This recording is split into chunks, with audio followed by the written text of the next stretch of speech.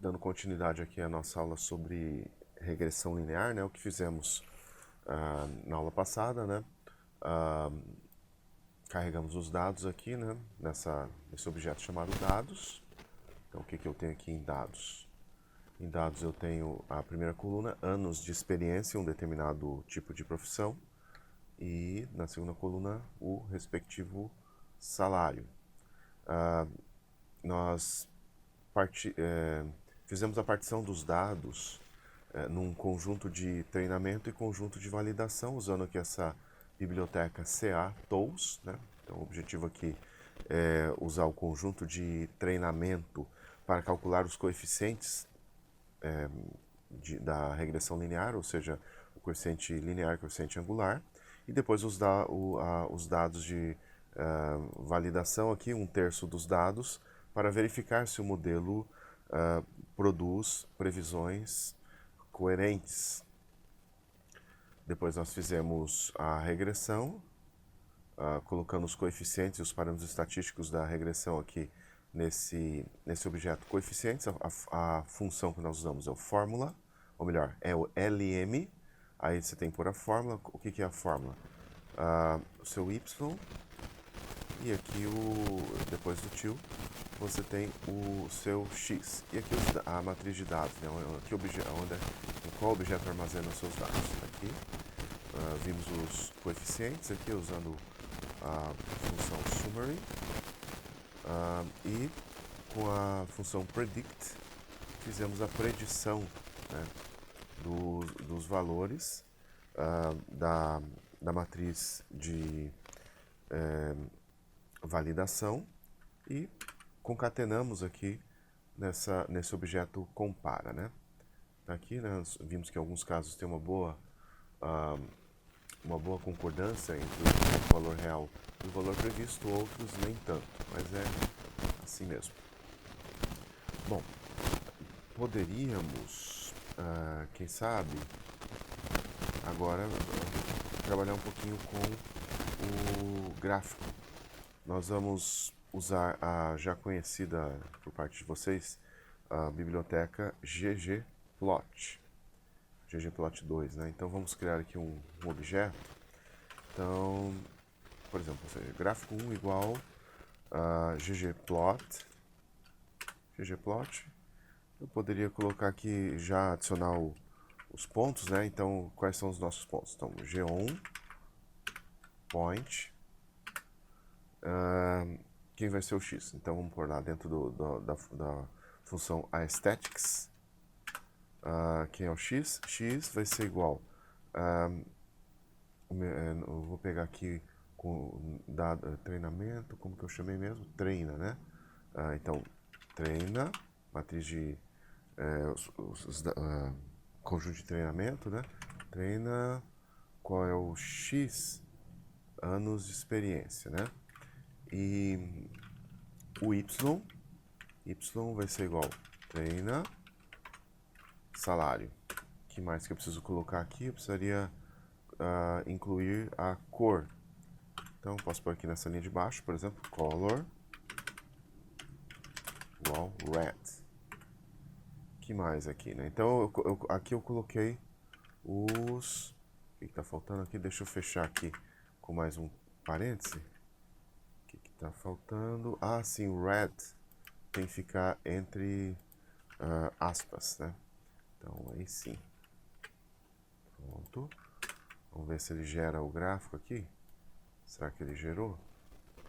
Plots. Por que ele não estava gerando? É porque eu tinha simplesmente colocado aqui nesse objeto G1. Se você tirar o G1 aqui, deixa eu te mostrar. Vou apagar o gráfico aqui. Aqui eu criei o objeto G1. Ou eu tiro esse G1 daqui e executo para aparecer os dados, ou, deixa eu pôr o G1 aqui de novo, eu coloco aqui G1 e executo, aí ele aparece. Então aqui eu tenho os dados, né, do meu conjunto de treinamento, né?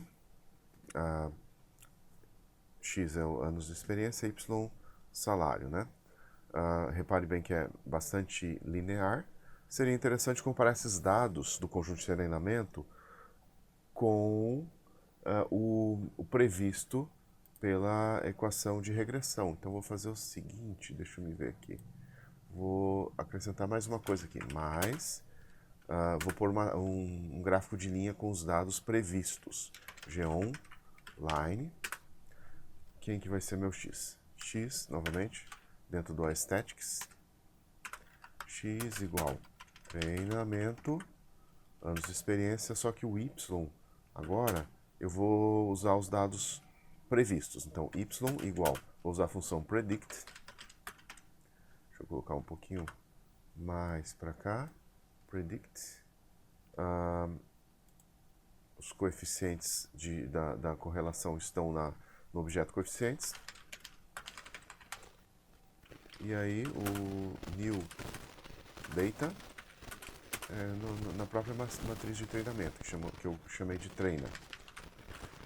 Vou acrescentar aqui uma cor na linha, vou chamar de azul, né? Então, color qual blue. Vamos ver se deu certo. Assim, criei aqui o objeto, né? Vou executar aqui o objeto agora. E aqui está. Por que deu...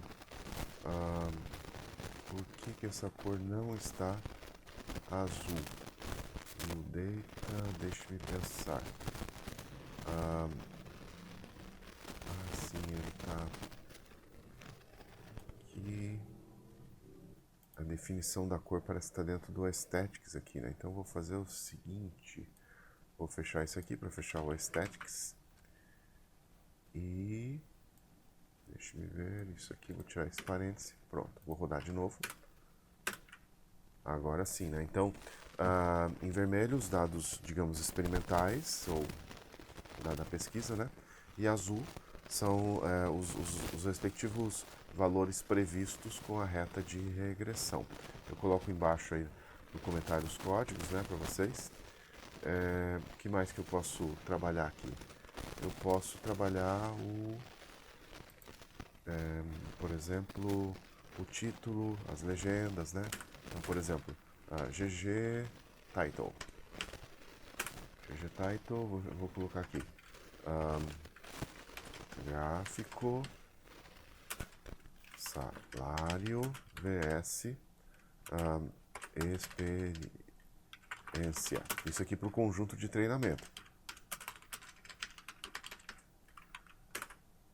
O que mais que eu posso ver aqui? Eu vou colocar aqui as legendas, né? Vou tirar esse G1 daqui. Vou apagar isso aqui. Deixa eu ver o que eu preciso fazer agora. Vou pôr...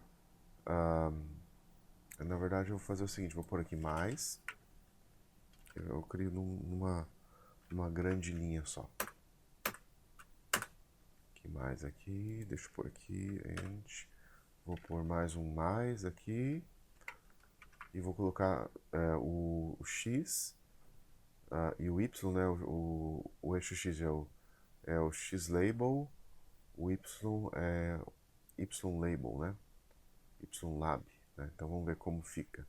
Aqui está, né? Então já coloquei aqui as linhas para as legendas X e Y, né? Então veja como ficou legal o gráfico.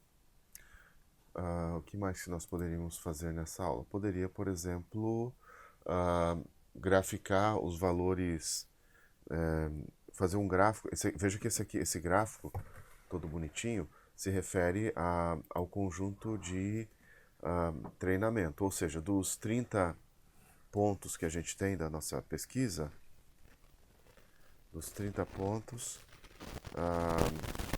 20 foram usados para o conjunto de treinamento.